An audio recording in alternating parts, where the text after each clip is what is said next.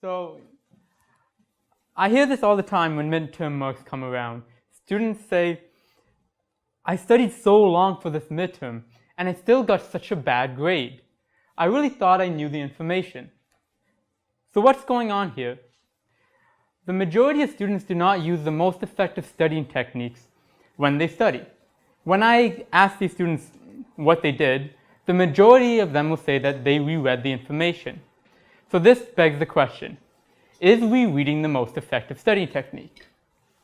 No, it is not the most effective study technique. But I do get why most of you guys do it. It doesn't require a lot of effort to reread the information. It's a very passive learning technique where you can just watch TV while you study or talk to friends. So why is this bad? This only allows you to, shallow levels of processing, where you only can recognize that you've learned the material before. Professors, on the other hand, they test your ability to understand and apply the material. So a better effective way of studying is elaborative questioning. This type of technique just asks you to question the material that you're learning.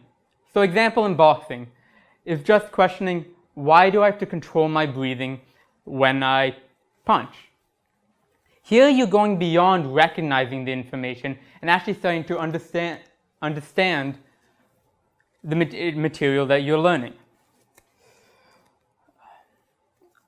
Here it requires a lot more effort in the short run, but it allows for deep levels of processing and actually allows you to understand the material in your long-term memory.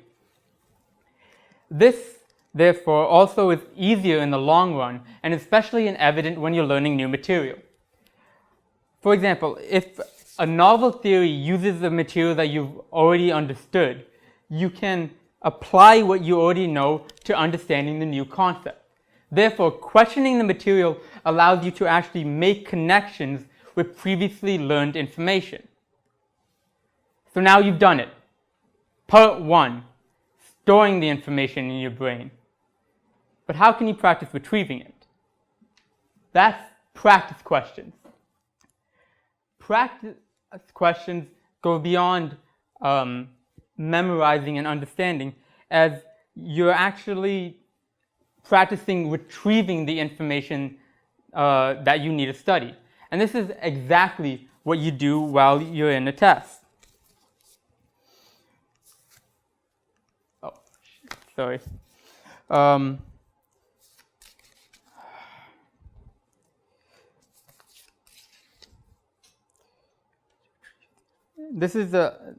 So we all know this when it comes to playing sports. You learn by doing. So back to my boxing example. If I'm going to box Mike Tyson, I'm not just going to question and understand how to box. I'm actually going to practice doing this. This is exactly what you have to do in a test. Practice doing the questions. There's also another benefit that comes to doing practice questions, and that is that it helps you understand what you do not know. There are 3 components when it comes to understanding course content. That is the material that you know, and the material that you know you don't know, and the material that you don't know you don't know. That last part, that is the main reason why students don't do well in tests. They don't realize that there's still information that they need to learn.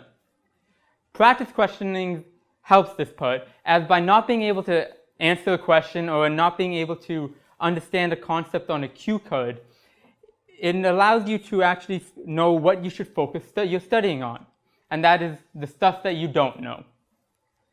So here I'm giving you a new, more effective way of studying.